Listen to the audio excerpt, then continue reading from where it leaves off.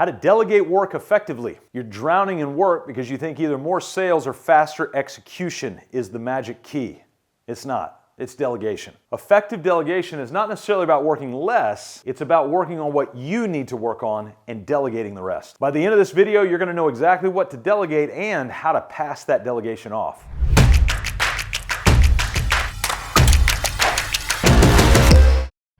So as we work with business owners, we hear a lot of key phrases. And we were working with a contractor business owner. And the first time we worked with him, he was like, yeah, I work 70 hours a week. He was kind of gloating about it, big chested. And then we talked to his wife, and she didn't like it because she basically said, I don't ever see him. And we had to have kind of a come to Jesus meeting and say, hey man, you keep going the way you're going, you're going to have a wife that doesn't really care for you, and you're going to have kids that don't know you. And so we need to do something different about that. And to his credit, he started to commit to doing something different, because at the time we met, he was doing the outreach, the marketing, he was doing the bidding, the estimating, he was doing the project scheduling, the ordering, the material ordering, the scheduling materials, the selections coordination, he was doing the site management, the project management, he was doing everything from front to back. And you know what's even crazier? He had employees. And yet he still bottlenecked and grabbed all of that stuff. And he did it for a couple of reasons. Now I'm going to walk you through effective delegation, but I want to tell you about one thing that Brené Brown talks about quite a bit, and I think this is a great leadership principle for you. And it's called above the line or below the line thinking. So imagine just a horizontal line. And in your leadership, every single day, you have the option. You can either go above the line or you can go below the line whenever situations creep up. And so those situations will come all the time. Hundreds of times a day, maybe even thousands of times a day. And Ed Friedman, in his book, The End of Nerve, talks about this idea how we need to be well-differentiated leaders. What does that mean? You remember in Peanuts when Linus would walk around and he's got dirt all around him, it's just kind of swirling and all that? Well, a lot of us, what ends up happening is we're surrounded by people who have dirt all around them. And instead of being well-differentiated from that person, keeping ourselves at a proper distance to not lean into their anxiety, but to help them coordinate their anxiety, we jump right into that dirt pile and we get into that cloud of anxiety and chaos. Or many times we, the owners, end up being the ones stirring that up. And we're stirring up that chaos, and so we're not able to be well differentiated from the thing that's in front of us. And so Brené Brown says, in order for us to be well differentiated leaders, that's Ed Friedman, then she goes, we need to go above the line or below the line in our leadership. Below the line is acting as a hero, jumping in, trying to save the day, where you immediately take back authority that you've distributed to somebody else. Or you're the victim. Oh, nobody knows how hard I'm working over here, right? I have to do everything on my own. Or you're the villain. You just are a jerk to work with. But when you go above the line, you have three other options that are contrast to that. You can co-create instead of being the hero. You can coach instead of being a victim. Or you can challenge instead of being a villain. And so before I dive into the tactics of delegation, I want you to think about your own leadership. When somebody else brings their ball of anxiety, their cloud of anxiety around you, do you remain outside of that cloud, or do you come into that cloud and sort of beef up all that anxiety with them? Do you go above the line and stay well differentiated, or do you go below the line and jump in? We need to be leaders who go above the line, co-creating, coaching, and challenging our team. So in order to do that, we want to be effective delegators. So let me walk you through a 4-part process that I think is going to be incredibly helpful for you to be able to delegate. Step number 1, we want to map out every process in our business. We can't delegate what's not mapped. And so in order to do that, we're going to create a master process roadmap. It's a roadmap of all of our master processes. That's why we called it that. And so in order to do that, we want to lay that out into 4 core systems. Now we teach this in our Business on Purpose operating system model. And so you can go click on the link below in the description, and it'll walk you through a video that we use to describe that Business on Purpose operating system model. It's not just a model we came up with. We actually autopsied business. We looked inside the skeletal system of a business and actually mapped it out for you. So imagine a skeleton in science class. We've kind of done that for business, so you can see what your business is built by, what the bones and the structure of that business are. Well, one of the elements of that are the 4 core systems of every business. They exist in your business and they exist in our business. Marketing, sales, operations, and administration or accounting. And so every single one of these exists in every business we've ever coached.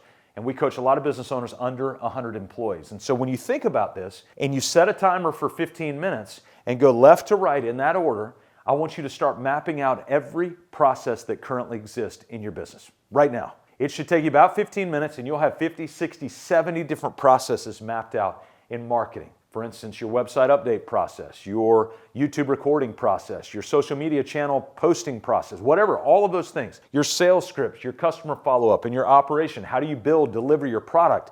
Your administration, AP, AR, insurance certificates, payroll, all of those are individual processes. So I've just given you 5 or 6 to start with. And then from there, if we want to properly delegate, we're going to take those processes and we're going to, in our role, figure out the things that we want to delegate to other people. Because a lot of those processes, you're doing yourself in your role. So here's how we're going to do it. It's called the Delegation Roadmap. Super simple. So in the Delegation Roadmap, we're going to take this cheat sheet of processes and we're going to figure out which of those am I currently doing on a regular basis. And some of you are going, I'm doing all of them. Okay, then write all of them down. And so we need to be intellectually and leadership-wise honest with ourselves. And so in order to do that, we're going to write all these things down. And then in writing them down, we're going to categorize those tasks in 3 ways. Number 1 is we're going to write down the amount of time that each task takes. And that's minutes per week. Well, some of these tasks I only do once a month, once a quarter. Okay, no problem. Take the amount of time you do that task over the quarter, subdivide it by a week. Same thing for annual tasks, semesterly tasks, whatever. It doesn't matter. So we want to get minutes per week, and then we're going to categorize these by energy, up, sideways, or down. Does it give you energy? Does it suck the life out of you? Or is it kind of like, it's neutral, I don't mind doing it. And then the third category is what we call delegatability. It's a fun word we made up, and it's a 1, 2, or a 3. A 1, I am significantly the only person that can do this one thing. You should maybe have 2 or 3 of those. You should not have many of those in your business. If you have more than that, then the business has probably grown way too dependent on you. A 2 is, I thought I was the only person that could do this, but I really can delegate this. And a 3 is easily delegatable, I just hadn't done it yet. And so we're going to track and categorize every task like this around those 3 rankings. So we've got a cheat sheet of all the processes. We've now identified which of those processes we currently are doing that we want to delegate effectively. And so how we delegate those is we look at the task and we pick the ones that take the most time, are neutral or suck the life out of us, and are a 2 or a 3. And so if you go look at that up, you pull those together, put those in a list by themselves, and you've got 1 or 2 things. You have your delegation list at minimum, and number 2, you may have a new job role that you can go to use to hire somebody with. So now what we've got to do with that list that we want to get off of our plate is we've got to properly delegate. So how do we do that? Number 3 is we use the PTA model. We're going to process that task, we're going to train the task, and we're going to hold them accountable to that task. Well, how am I going to remember to do that? Because I know I probably got to do it more than once. 100% you do.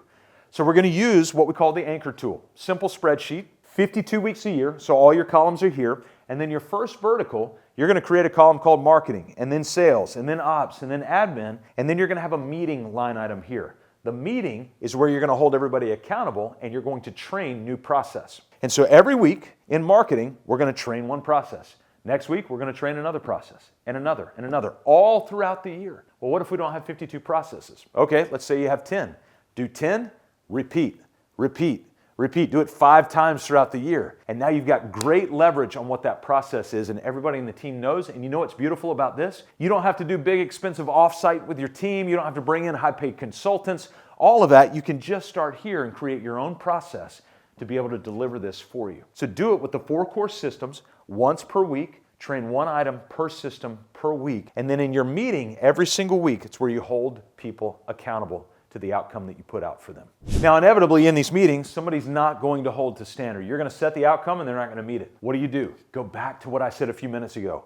Go above the line. Stay away from below the line. Don't be heroic. Don't come in and solve it for them. Don't be a victim. God, why can't they just do it like I do it? And don't be a villain. Don't be a jerk. Instead, come alongside and help co-create, coach, or challenge. And in those areas, you're going to be able to bring real authority. So when we say in delegation, you've got to not only give the task, but you've got to give the authority of the task. But when you go below the line and come in and heroically save the day, you just took back all that authority for yourself. You just robbed them of that authority, and it's going to undercut your delegation to the team. You know what that means? It's back on your plate at that point. So you took and trimmed the shrub of your job role, but as soon as you came back and heroically did that thing, you added that limb back on your shrub. And that's not what that's intended for. Remember, you ranked it as a 2 or a 3. So you can delegate it, but we need to make sure we process, train, and hold it accountable. Now, I also know that team members are a big part of the delegation. They're on the recipient end of this, and you want to make sure that you have the right team members. So how are we going to do that? All right, you ready? I want you to go to the description link below, and there's going to be a link down there. It'll take you to a video that I prepared for you that'll walk you through how to find, hire, and onboard and retain great talent. And then at the end, if you'll stay around, I've got a free gift in that video for you. And that gift is going to be powerful for you. It's going to be a custom handbook along with additional templates. Why are we giving this stuff to you? It's because we've seen owners live their entire careers and business lives in chaos, and we don't want to do that anymore. We want to eradicate that from you. Our mission is to liberate owners from chaos to make time for what matters most. And if you'll follow what we ask you to do, you'll find that chaos liberation.